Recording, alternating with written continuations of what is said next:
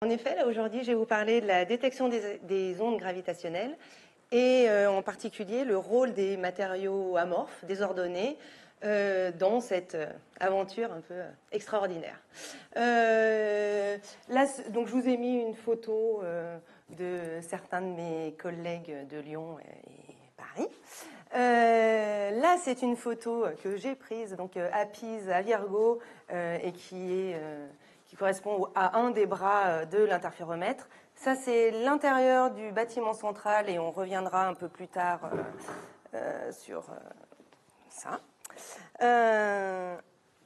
Donc, je vais commencer par vous définir un tout petit peu ce qu'est une onde gravitationnelle. Alors, rapidement, mais donc c'est une perturbation de l'espace-temps qui se propage à la vitesse de la lumière et qui est générée par des masses en mouvement et qui se propage à une vitesse relativiste, c'est-à-dire proche de la vitesse de la lumière. Connaissant, quand on va regarder la forme de l'onde gravitationnelle qui va être détectée, on va avoir des informations, on va pouvoir recueillir des informations sur la nature de l'événement, c'est-à-dire quelles sont les masses qui ont causé cet événement, la distance à laquelle s'est produit l'événement, et on va essayer de déterminer la portion de l'univers dans laquelle s'est produit l'événement. En réalité, jusqu'en février 2016, ces ondes gravitationnelles n'étaient qu'à l'état de concept, c'est-à-dire qu'il n'y avait pas eu de preuves expérimentales directes, de mesures directes des ondes gravitationnelles. Mais le 11 février 2016, s'est déroulée la conférence de presse et c'est David Reitz, le directeur de LIGO, donc je vous expliquerai un tout petit peu plus tard, mais il y a une collaboration internationale des détecteurs et LIGO, c'est la collaboration américaine et qui a annoncé publiquement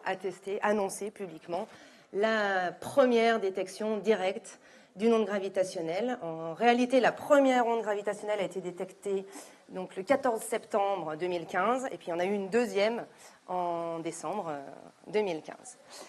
Je vais vous montrer une petite vidéo. Alors, c'est une petite vidéo qui vous montre l'effet du passage d'une onde gravitationnelle sur la géométrie de la Terre.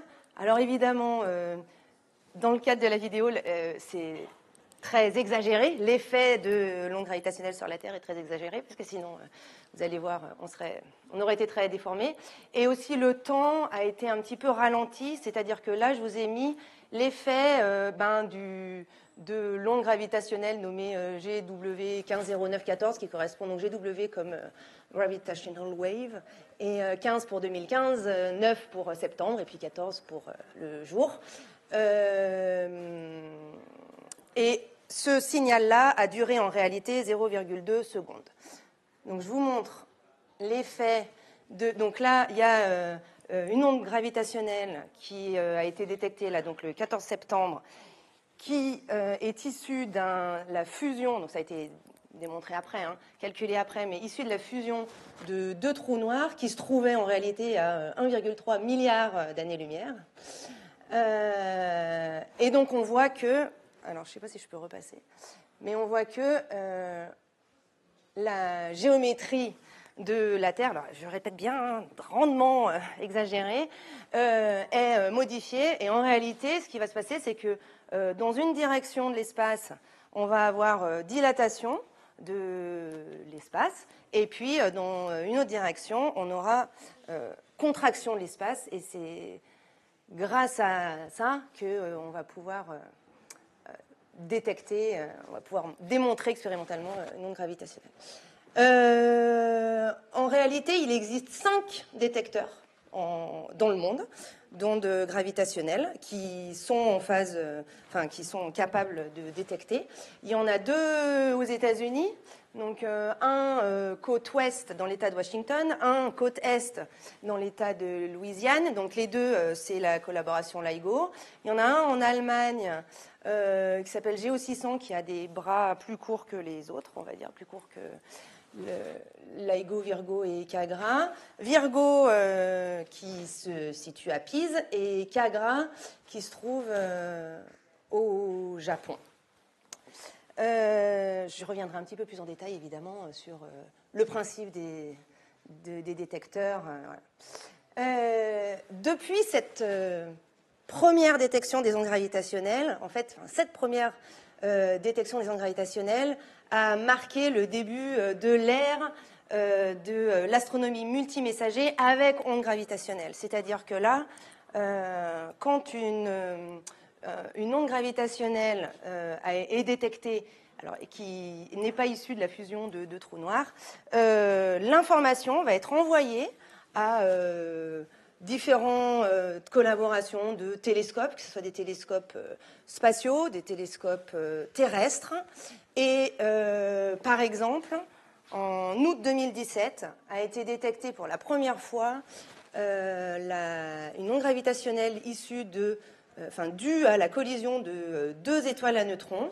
Et la collaboration des détecteurs d'ondes gravitationnelles a informé les différents collègues des télescopes, que ce soit spatiaux ou terrestres. En réalité, ça a été l'émission de la contrepartie, l'émission de lumière, l'émission d'ondes électromagnétiques a été détectée par 70 différents télescopes. Là, je vous montre une des observations qui a été réalisée par le télescope spatial Hubble.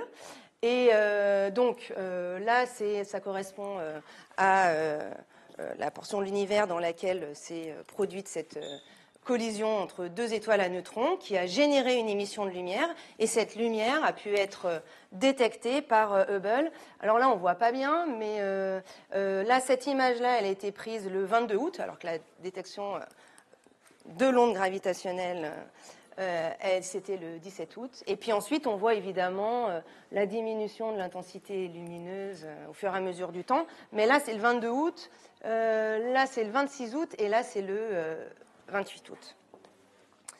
Dans le futur, il y aura des détecteurs toujours terrestres, c'est-à-dire la version américaine qui s'appelle Cosmic Explorer, dont les bras feront 40 km de long, j'ai oublié de vous dire, mais aujourd'hui, les bras de LIGO font 4 km de long. Et là, l'idée pour Cosmic Explorer, c'est d'allonger les bras pour améliorer la sensibilité. Et puis, nous, en Europe, l'idée, c'est de construire ce qu'on appelle l'Einstein Telescope. Pour le moment, on ne sait pas encore exactement où sera construit ce détecteur, mais voilà, ça sera en Europe, soit en Sardaigne, soit vers Belgique, Allemagne. Et il y a un projet qui s'appelle LISA, qui est un projet d'un détecteur spatial et dont la distance des bras n'est plus kilométrique, mais il sera de 2,5 millions de kilomètres. Le gros avantage des détecteurs spatiaux, c'est qu'ils s'affranchissent totalement du bruit sismique qui vient perturber la mesure. Je vous dirai un petit peu après, je parlerai un tout petit peu après des différents bruits qui perturbent la mesure. Donc là, je vous ai présenté vraiment la collaboration mondiale. Là, moi, comme je fais partie de la collaboration Virgo, je vais un peu plus m'appesantir sur Virgo, juste pour vous donner une idée de la taille de l'instrument sur lequel on travaille. C'est pas un instrument qu'on a dans nos salles comme on a dans nos salles de manip, quoi. Évidemment. Là, juste pour donc j'ai piqué la diapo à un collègue, mais j'ai mis son nom. Là, juste, donc la tour de Pise est là. Ça, c'est la longueur du tarmac de l'aéroport de Pise. Et puis, Virgo, vous voyez. Donc, Virgo, c'est pas vraiment à Pise. Quand on dit c'est à Pise, c'est à 20 minutes environ en voiture de Pise, parce que c'est au milieu des champs, quoi. Voilà. Donc, c'est très sympa. Pour vous donner un peu plus en détail aussi comment fonctionne Virgo. Donc, Virgo, c'est une très grosse collaboration. On est environ 800 membres. Qui sont dans 18 pays différents. Et donc, forcément, il faut organiser tout ça. Donc il y a une grosse partie des collègues qui font fonctionner l'interféromètre. Et puis ensuite, on a tout ce qui est analyse de données, évidemment, parce que quand on reçoit un signal, faut pouvoir en tirer des informations sur la nature des objets, etc. Et nous, ici, à Lyon, avec mon collègue Gian Pietro Canoli, qui est présent, on fait partie donc, du sous-système détecteur, et on s'occupe plus particulièrement des miroirs des détecteurs et des suspentes qui tiennent les miroirs. Et on fait partie d'un groupe de recherche qui s'appelle VCRED, donc Virgo Coating Research and Development Collaboration, et dans lequel il y a plusieurs équipes de recherche et des équipes en France et des équipes en Italie, mais on a aussi des collègues de Belgique, on a une équipe à Maastricht et puis une équipe au Japon. Donc, comment fonctionnent les interféromètres? C'est-à-dire que là, tout ce que je vous dis là, voilà, ça a l'air très simple. En réalité, évidemment, avec des tailles d'instruments telles. Donc, il y a besoin certes, on est là pour détecter des événements. Donc, on a des phases d'observation, donc on note O1, O2, enfin voilà. Mais entre ces phases d'observation, on a donc des phases d'observation qui durent entre un an et demi. Et entre ces phases d'observation, on va avoir des phases longues aussi, entre 1 an, 2 ans, pour améliorer le détecteur. Et quelquefois, les changements peuvent être drastiques, on va dire. C'est-à-dire qu'on va soit construire un nouveau bâtiment pour allonger un certain trajet de la lumière. Enfin, voilà, ça peut être long, on va dire. Vous voyez, alors je ne sais pas si vous voyez, donc là c'est LIGO, Virgo, CAGRA, évidemment on est la collaboration internationale, l'idée c'est que, je vais vous expliquer après pourquoi, mais l'idée c'est qu'on ait nos phases d'observation simultanées, parce que ça nous permet d'avoir une information plus précise sur la portion de l'univers dans laquelle se produit l'événement. Et vous voyez qu'il y a des chiffres un peu au-dessus, donc LIGO, là, 80 mégaparsecs, 100 mégaparsecs, Virgo, au départ, 30 mégaparsecs, etc. Le mégaparsec, c'est une unité de distance. Mais évidemment, vous comprenez bien que là, nous, l'unité de distance adéquate, c'est pas le kilomètre, voilà. Donc, on est vraiment dans des distances astronomiques. Et donc, je vous ai mis l'équivalent, 1 mégaparsec, c'est 3,26 10 puissance 6 années-lumière, donc on ne parle même pas en années-lumière. Pour vous donner juste un ordre de grandeur, notre galaxie, la Voie lactée, son diamètre, il est de 120 000 années-lumière, et 120 000 années-lumière, ça correspond à 0,037 mégaparsecs. Donc voilà, c'est vraiment des distances gigantesques. Et c'est 80 mégaparsecs, 100 mégaparsecs, ça correspond à la distance maximale à laquelle le détecteur va être capable de détecter une collision de 2 étoiles à neutrons. Naturellement, 80 mégaparsecs, c'est pour la distance, ça correspond à la distance maximale pour la détection de la collision de 2 étoiles à neutrons, mais naturellement, on peut détecter par exemple la fusion de 2 trous noirs qui sont des objets beaucoup plus massifs à des distances plus lointaines. Je vous ai mis juste, parce que voilà, tout n'est pas tout rose, je vous ai mis le planning qui date de janvier 2023. En janvier 2023, nous, Virgo, on avait prévu, mais même avant janvier, on avait prévu de commencer nos observations au printemps 2023. Et en réalité, on a eu beaucoup de problèmes. Quand je dis beaucoup de problèmes, c'est que notre courbe de sensibilité, notre seuil de détection, était beaucoup moins bon qu'à la fin de notre phase d'observation O3. Donc du coup, on a décidé, alors il y a eu des grandes discussions, on s'est dit, qu'est-ce qu'on fait? Est-ce qu'on y va? Mais alors, donc, au lieu d'être à 50 mégaparsecs, on était, je me souviens plus, mais genre à 20. On s'est dit, qu'est-ce qu'on fait? Est-ce qu'on y va? Mais alors, si on y va, on va pas détecter, enfin, soit on va détecter des événements, enfin, vraiment hyper violents et tout ça, mais on va pas en détecter beaucoup. Bon, du coup, on a décidé de décaler notre phase d'observation, et en réalité, on a commencé, nous, Virgo, notre phase d'observation au printemps de cette année. Donc là, en avril, c'était il y a moins d'un mois, je crois qu'on a commencé notre phase d'observation. Je vais aller un petit peu plus en détail sur comment ça fonctionne. Donc là, c'est la photo de Virgo vue d'hélicoptère. Et donc là, je vous ai mis... Donc ça, c'est le bâtiment central que je vous ai montré au tout début. Et puis, donc ça, c'est les bras qui font 3 km. Et j'ai bien rajouté EM et IM pour EM End Mirror et IM Input Mirror. Parce que c'est exactement sur ces miroirs-là que nous, ici à Lyon, on travaille. Alors ici à Lyon, à l'ILM, j'ai complètement oublié de dire qu'ici à Lyon, on a aussi des collègues de l'IP2I qui sont aussi membres Virgo et qui travaillent sur l'analyse de données.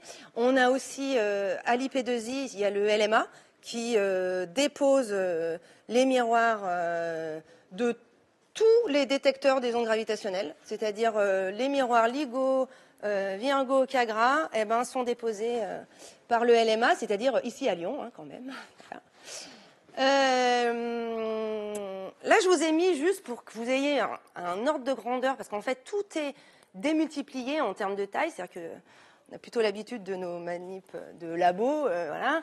Là, évidemment, les bras font 3 km. Les miroirs, la taille des miroirs, c'est donc un diamètre de 35 cm, on a une épaisseur de 20 cm, et ils pèsent 42 kg. Là, je vous ai mis une photo que j'ai prise à l'intérieur du tunnel. Et là, juste pour vous donner, toujours pareil, un ordre de grandeur de la taille de l'instrument. Ça, c'est le tube à vide. Et le diamètre du tube à vide, il fait 120 cm. Voilà. Comment ça fonctionne? Donc c'est un interféromètre de Michelson pour les étudiants, les collègues physiciens. Voilà, c'est vraiment un interféromètre de Michelson modifié dans le sens où on va avoir une cavité Fabry-Perot qui va permettre d'avoir une longueur plus grande que un trajet du faisceau lumineux plus grand que 3 km. Mais donc, on va envoyer un laser sur une lame séparatrice. La lame séparatrice donc, va pour séparer en deux faisceaux. Les faisceaux vont chacun des faisceaux va se réfléchir, va être réfléchi par le miroir de bout de bras. Ces miroirs sont très réfléchissants. Je reviendrai évidemment plus en détail après. Ils réfléchissent 99,9999% de la lumière incidente. Et ensuite, les deux faisceaux se recombinent sur la séparatrice, créant une figure d'interférence qui va être détectée par la photodiode. En réalité, quand il n'y a pas d'onde gravitationnelle, donc l'interféromètre il est réglé très proche, son point de fonctionnement est réglé très proche de la frange noire, c'est-à-dire que quand il n'y a pas d'onde gravitationnelle, la longueur des deux bras est identique, et du coup les faisceaux qui se recombinent vont être quasiment en opposition de phase, et du coup il n'y aura pas de lumière qui sera... très peu de lumière qui sera détectée par la photodiode. En revanche, quand une onde gravitationnelle va traverser la Terre, comme je vous ai dit au tout début, on va avoir dilatation de l'espace dans une direction, contraction dans l'autre. Ça veut dire que la longueur des deux bras sera différente. Ça veut dire qu'il y aura une variation de longueur, et cette variation de longueur, alors certes qui est très petite, cette variation de longueur, donc on appelle strain, déformation, donc c'est le delta L sur L. Là, je vous ai donc qui est de l'ordre de de 10-21 jusqu'à 10-23. C'est un nombre sans dimension. Là, je vous ai mis l'onde, toujours pareil, hein, le premier signal, donc de septembre 2014. En réalité, c'était un signal dont l'amplitude était plutôt élevée. Mais au mieux, on est capable de déceler, détecter une variation de longueur de 10-20 mètres. 10-20 mètres, juste pour vous donner un ordre de grandeur, c'est que c'est 100 000 fois plus petit que la taille d'un proton. Et pour vous donner un autre ordre de grandeur, c'est comme si on donnait la distance entre le Soleil et son étoile la plus proche, qui est donc à 40 000 milliards de kilomètres, et bien comme si on donnait cette distance-là à un cheveu près. Tout ça pour dire que les détecteurs des ondes gravitationnelles, donc qui sont basés sur l'interférométrie laser, ce sont vraiment des instruments capables de détecter des variations de longueur extrêmement petites. Juste, qu'est-ce qu'on en tire de ça? Alors, je vous remets évidemment le premier signal. Donc là, c'est la fact sheet de GW 150914. On va en tirer la distance à laquelle s'est produit l'événement. En gros, c'est autour de 400 mégaparsec. Comme on a plusieurs détecteurs, alors là, en réalité, il y avait 2 détecteurs. Mais on peut avoir une idée un peu plus précise de la position dans le ciel, c'est-à-dire dans quelle direction ça se passe. Et on peut déterminer la nature des objets qui ont causé ce signal-là, cette onde gravitationnelle-là. Là, en l'occurrence, ce sont 2 trous noirs. Et on peut calculer la masse de chacun des objets, enfin chacun des trous noirs. Et là, en l'occurrence, il y en avait un donc autour de 36 masses solaires, et puis l'autre autour de 29 masses solaires. Si on fait le calcul, si on somme la masse du trou noir numéro 1 et la masse du trou noir numéro 2, et si on la compare à la masse du trou noir final, on a un écart de 3 masses solaires qui a été en réalité converti en énergie gravitationnelle et porté par l'onde gravitationnelle qui est arrivée chez nous en septembre 2015. Je vous ai dit qu'il y avait plusieurs détecteurs, c'est pas pour rien. C'est-à-dire que ça va nous permettre d'avoir une idée plus précise sur...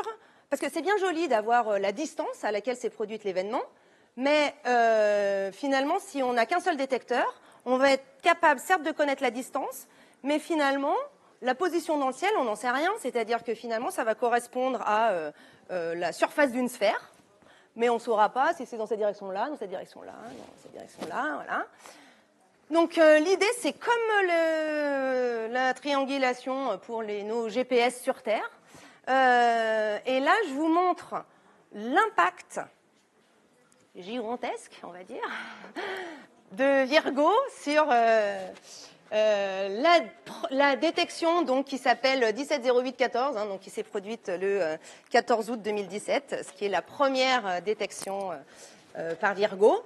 Là, en fait, la zone un peu jaune, c'est la portion de l'univers si on n'avait eu que les 2 interféromètres de LIGO. Et quand on ajoute la contribution de Virgo, en réalité, donc, parce que avec un seul détecteur, on a une sphère. Après, avec un deuxième détecteur, on va avoir le croisement des 2 sphères. Et puis, grâce à Virgo, on va pouvoir avoir une idée beaucoup plus précise de la portion de l'univers dans laquelle s'est produit cet événement. Là, je vous ai juste mis un autre exemple qui est le fameux signal la collision des 2 étoiles à neutrons. Là, c'est sans Virgo, donc on voit quand même que la portion de l'univers dans laquelle il y a la probabilité que ce soit produit. Voilà. Avec Virgo, on a une idée plus précise.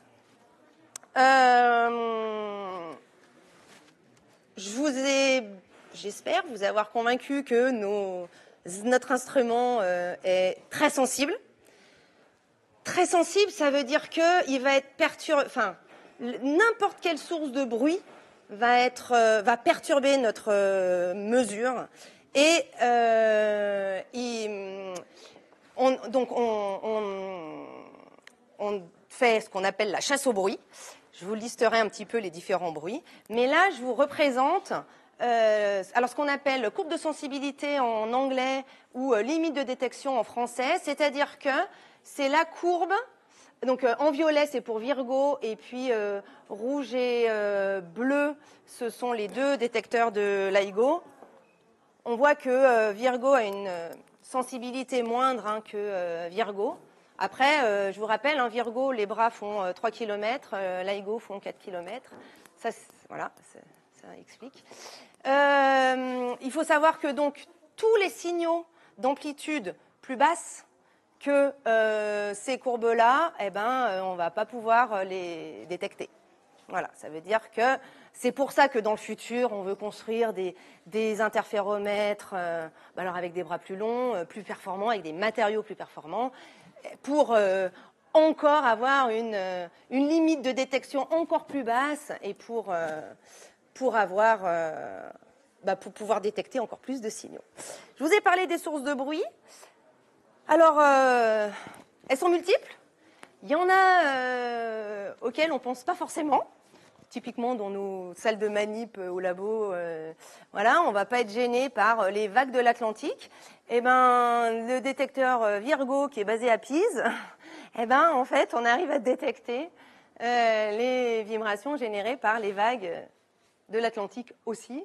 On est gêné par tous les avions, hélicoptères, tout ça qui passe au-dessus. On est gêné par les camions, tout ce qui est trafic routier.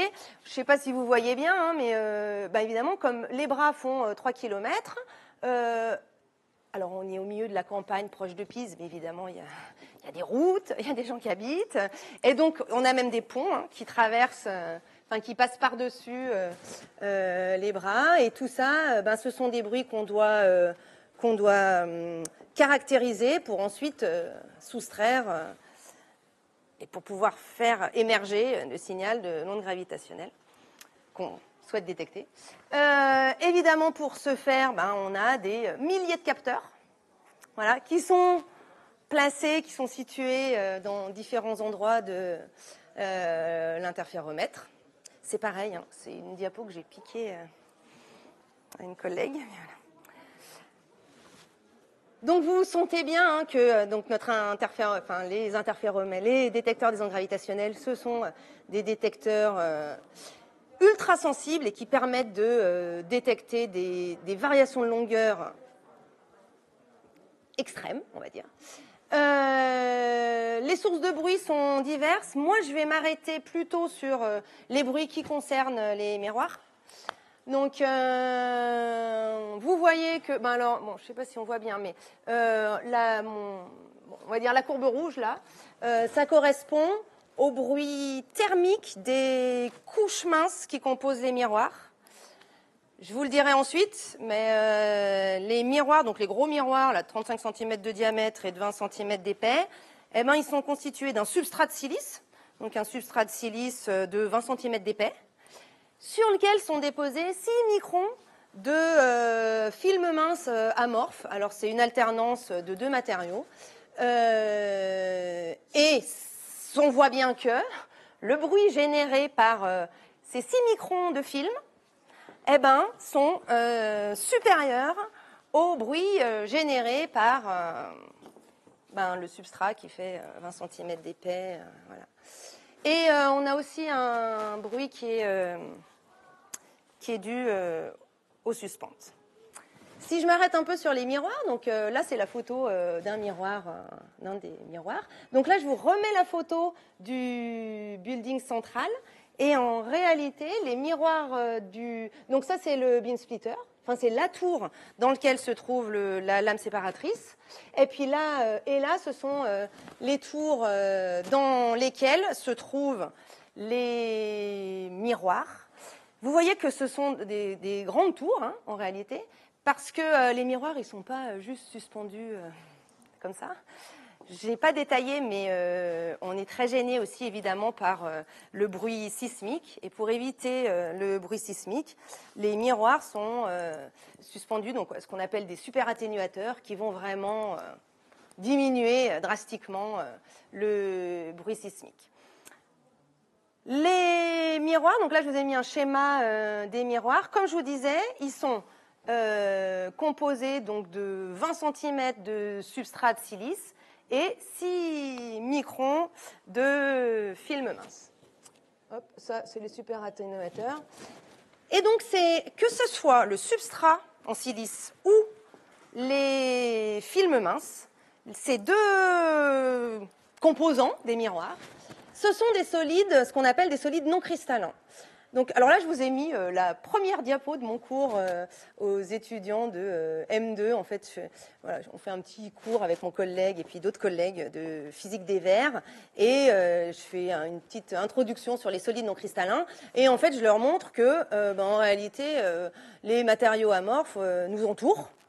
Et parce que, ok, c'est utilisé dans les détecteurs des ondes gravitationnelles, mais c'est utilisé aussi comme stockage des déchets nucléaires. Enfin bon, je ne refais pas le topo, mais vous êtes conscient que voilà, même les verres, les vitres qui composent les portes de l'ABU, eh ben, ce sont des matériaux amorphes et pas des matériaux cristallins.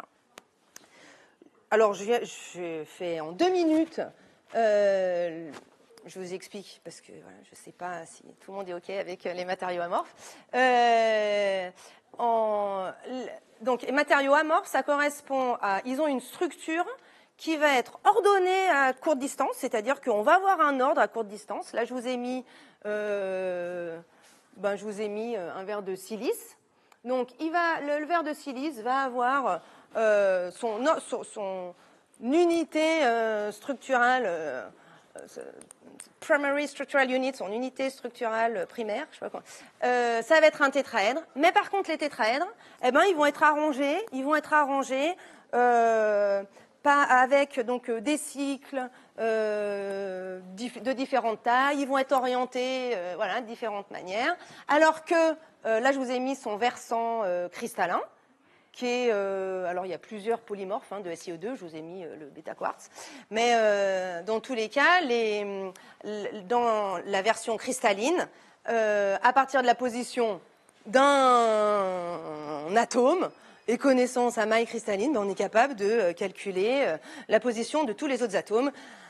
Avec les matériaux amorphes, c'est pas le cas. Donc, je répète, les miroirs des détecteurs des ondes gravitationnelles, ils sont complètement composé de matériaux amorphes, mais pas de même nature. C'est-à-dire que le substrat, c'est vraiment un verre de silice. Et les films minces, ce sont des matériaux encore plus hors équilibre, on va dire, que les verres. J'essaierai de vous expliquer un peu plus tard. Là, juste en bas.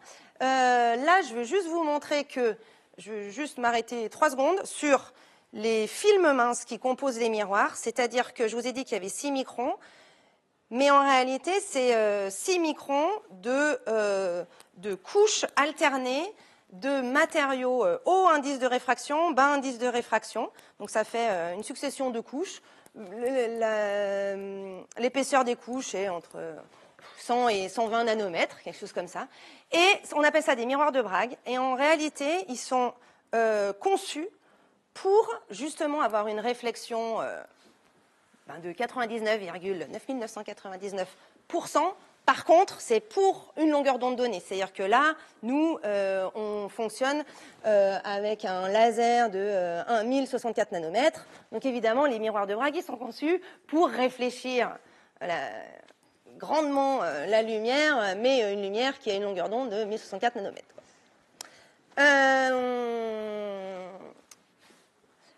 juste pour vous expliquer aussi pourquoi est-ce que, alors, on va dire, les matériaux amorphes ont aussi on a une petite problématique, on va dire. C'est-à-dire que donc, on peut décrire tout matériau par son paysage énergétique, on appelle ça. C'est-à-dire que, alors, je reprends le cristal. Le cristal, qui est un matériau qui est dans un état hyper stable, eh ben, il va être représenté par son paysage énergétique, qui sera représenté par un puits de potentiel hyper fin, hyper profond. Voilà, ça c'est donc hyper profond, ça veut dire d'énergie très basse, tout va bien. Le problème des matériaux amorphes, eh ben, du fait du désordre, va y avoir plein de défauts. Et on va pouvoir représenter leur paysage énergétique va être composé de plein de puits de potentiel, d'énergies différentes et séparés par des barrières d'énergie différentes. Et ça, c'est important. Voilà, il faut juste retenir. Parce que, donc, les matériaux amorphes sont dans un état métastable. Métastable, ça veut dire pas stable. Ça veut dire qu'ils vont tendre vers un état plus stable. C'est-à-dire qu'on va avoir des réarrangements structuraux qui vont mettre en jeu en réalité les passages d'un puits à un autre. Et ce passage d'un puits à un autre correspond vraiment à un changement de conformation. Je ne suis pas certaine qu'on voit bien, mais là, par exemple, on a zoomé sur un cycle à 6 tétraèdres. Et ben en fait, ce puits-là correspond à cette configuration-là, et puis ce puits-là correspond à cette configuration-là. Ce que j'ai complètement oublié de vous dire, c'est pourquoi est-ce que je vous dis ça, c'est que on veut mesurer des variations de longueur hyper précises. Quand je dis hyper précises, c'est que je vous ai dit, les variations de longueur, elles sont de l'ordre de 10-20 mètres. Ça veut dire que ces changements de structure vont modifier la surface des miroirs. Et du coup, c'est embêtant pour notre mesure parce que ça va correspondre à une variation de longueur qui n'est pas due au passage d'une onde gravitationnelle. Donc l'idée, ça va être de trouver des matériaux dont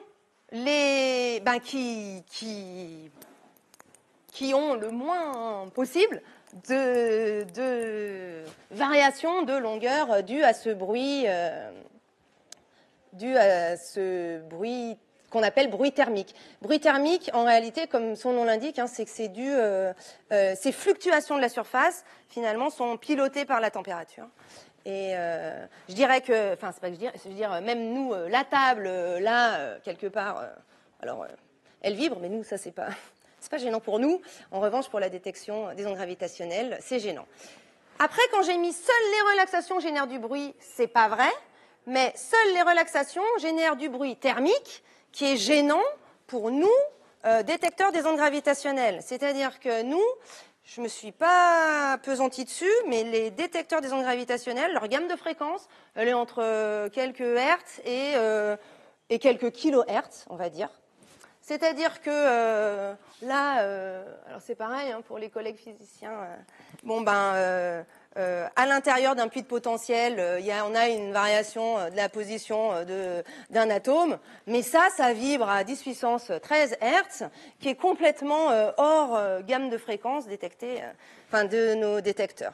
En revanche, ce passage d'une configuration à l'autre, suivant les matériaux, ça correspond à des fréquences qui nous gênent. Et là, typiquement, donc avec un tout petit calcul hyper simple, à température ambiante, et puis, alors là, on fait le calcul pour une fréquence d'environ 1 kHz, qui correspond à la gamme de fréquences des détecteurs, la barrière d'énergie entre deux puits de potentiel est de l'ordre du demi-électron-volt. Ça veut dire qu'il faut absolument que les matériaux qui composent les miroirs aient le moins possible de puits de potentiel séparés par ces barrières. Donc là, je vous parle du bruit thermique qui gêne notre mesure. Il faut savoir qu'il y a 1-2 manips dans le monde qui est capable de mesurer directement le bruit thermique d'un matériau.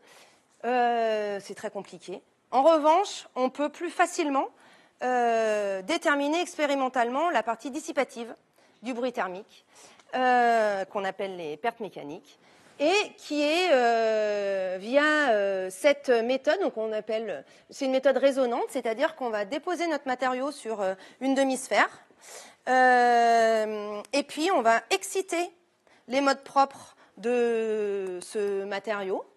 Et puis, une fois que le wafer il est rentré en résonance, on va couper la résonance. Et puis, on va regarder l'amortissement de la vibration au cours du temps.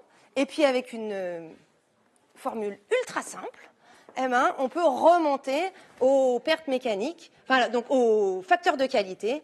Et les pertes mécaniques, c'est l'inverse du facteur de qualité. Sachant que nous, évidemment, ce qu'on veut, ce qu'on cherche, c'est avoir des matériaux de facteurs de qualité les plus grands possibles, quoi. C'est-à-dire avec des pertes mécaniques très très basses.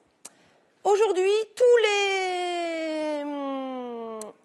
les détecteurs aujourd'hui sont composés d'une alternance SiO2 pour le matériau bas indice et TiO2 de PTiO2 pour le matériau haut indice. Mais évidemment, vous vous doutez bien que pour essayer d'optimiser les matériaux pour les futurs détecteurs, il y a beaucoup de travaux de recherche qui sont menés. Et en réalité, comme je vous ai dit, nous, ce qui nous gêne, alors détecteurs qui opéreront à température ambiante, ce qui nous gêne, c'est les puits de potentiel, les matériaux qui ont beaucoup de puits de potentiel qui sont séparés par une barrière de l'ordre du demi-électronvolt. Et donc, il y a des travaux de recherche qui sont menés de manière à explorer le potentiel de matériaux avec, je vous ai mis floppy structure, c'est-à-dire vraiment les matériaux qui finalement changent de configuration à des fréquences très élevées, donc qui correspondent à des barrières d'énergie très petites. Ou alors de l'autre côté, on va travailler aussi sur des matériaux, donc des matériaux ultra rigides, parce qu'il y a une conjecture, on appelle ça la conjecture de Phillips, qui dit que quand on a un matériau qui est composé d'atomes dont les nombres de coordination pour chacun des atomes est de 4, alors la structure elle est hyper rigide et du coup il n'y a pas possibilité de passer d'un puits à un autre et du coup il n'y a pas de bruit thermique. Je vous remercie pour votre attention. Un petit clin d'œil, dans certains cas, le désordre c'est mieux que l'ordre. Alors j'ai mon fils qui est dans la salle, il ne faut pas qu'il écoute. Hein. L'important c'est la chambre doit être bien rangée, mais dans le cas des ondes gravitationnelles, voilà, c'est bien. Cette présentation, alors peut-être que vous avez...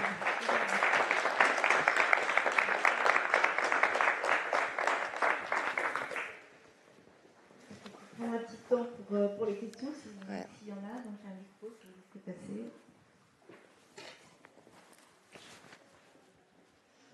Qui se lance? Non, j'étais hyper claire. Non, je les ai tous endormis. Non, j'ai été un peu longue. Ouais. J'avais juste une petite question. Est-ce qu'il y a des intérêts pratiques à détecter les ondes gravitationnelles ou c'est purement de la recherche? Alors, déjà l'intérêt, c'est de mieux comprendre l'univers, de mieux. Et après, évidemment, que plus on va regarder loin, plus on va accéder à des événements qui se sont produits, on va dire, il y a longtemps, et plus on va se rapprocher du moment du Big Bang.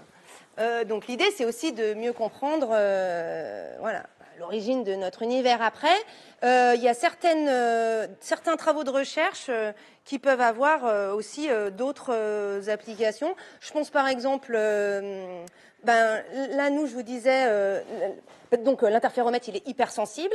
On est hypersensible à tout ce qui est mouvement sismique, et je sais que on en voit aussi, alors, je ne sais pas si c'est une collaboration. Je regarde mon collègue, mais voilà. On a une collaboration avec tout ce qui est géologue pour, vous savez, tout ce qui est prévention des tremblements de terre et tout ça. Voilà. Je ne sais pas si j'ai répondu à votre question? Si.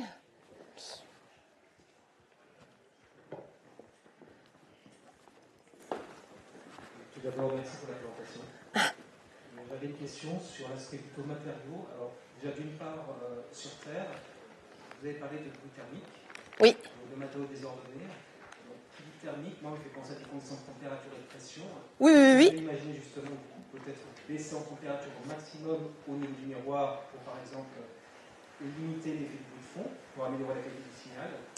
Et la seconde question qui vient un petit peu liée à ça, c'est par rapport aux détecteurs qu'on projette en fait dans l'espace, de quelle manière la dimension matériaux peut rencontrer en tout cas des écueils similaires ou complètement différents aux problèmes que vous rencontrez pour les détecteurs? Oui. Alors, c'est une bonne idée de descendre en température, tellement bonne idée que je ne l'ai pas dit, mais Cagra fonctionne à basse température, à température cryogénique. Alors, ils ont d'autres problèmes. Parce que voilà, les collègues qui travaillent avec le vide et tout ça, enfin, quand on baisse en température, enfin voilà, on peut avoir des problèmes, surtout dus à cause de l'eau. Enfin bon, voilà. Donc, le fait de baisser en température, en effet, seulement il faut travailler avec d'autres matériaux. Parce que là, quand je vous ai dit oui, le substrat de silice, la silice, c'est vraiment un matériau exceptionnel à température ambiante. Il n'est vraiment pas bruyant à température ambiante. En revanche, quand on baisse en température, ça peut paraître très contre-intuitif, mais alors son bruit à basse température est du même ordre de grandeur que plein d'autres matériaux. Parce que c'est lié à ma petite formule, là, le taux égale taux 0 exponentielle de V sur KBT. Bon, si mon T diminue, du coup, je vais plus les barrières d'énergie qui vont être perturbantes, on va dire, qui vont être gênantes pour la détection, ça sera plus les 0,5 eV, mais ça sera d'autres barrières. Et alors là, la silice, elle en est plein. Donc oui, d'un côté, baisser la température, c'est vrai, mais forcément, on doit changer de matériaux. Là, typiquement Cagra, les substrats, ce sont des substrats de saphir. Parce qu'en fait, le saphir, c'est un matériau cristallin. Et on va dire, idéalement, c'est mieux que... mais à basse température. À température ambiante, rien ne vaut, même pas les cristaux, rien ne vaut la silice. La silice, sachant que ça, la silice, c'est du sable. Alors, j'exagère un peu, parce qu'évidemment, c'est de la silice ultra pure et tout ça, mais la silice, c'est pas du tout... c'est commun, on va dire. Mais la silice, c'est vraiment un matériau magique à température ambiante. J'ai répondu? Oui, merci. C'est la première question. Et la deuxième était par rapport à l'espace, ces détecteurs peut-être qui étaient conçus pour aller dans l'espace. Ouais, alors là, le gros avantage, c'est qu'alors déjà, les bras font 2,5 millions de kilomètres. Ça veut dire qu'on va pouvoir détecter des événements qu'on ne peut pas détecter sur Terre. Et ensuite, le gros avantage de cet interféromètre spatial, c'est qu'on s'affranchit totalement du bruit sismique. Donc... voilà. Et donc, les mêmes matériaux élaborés sur Terre pourraient fonctionner pour les détecteurs spatiaux? Ouais, donc de saphir, quoi. Enfin, oui. Mais on est encore en cours de recherche, c'est-à-dire que là, typiquement pour les matériaux de floppy structure, ceux qui ont des barrières d'énergie très basses, alors on réfléchit SiO2 d'OPTIO2, GO2 d'OPTIO2, voilà. Et pour l'autre côté, on réfléchit à tout ce qui est GAP, GaN, voilà.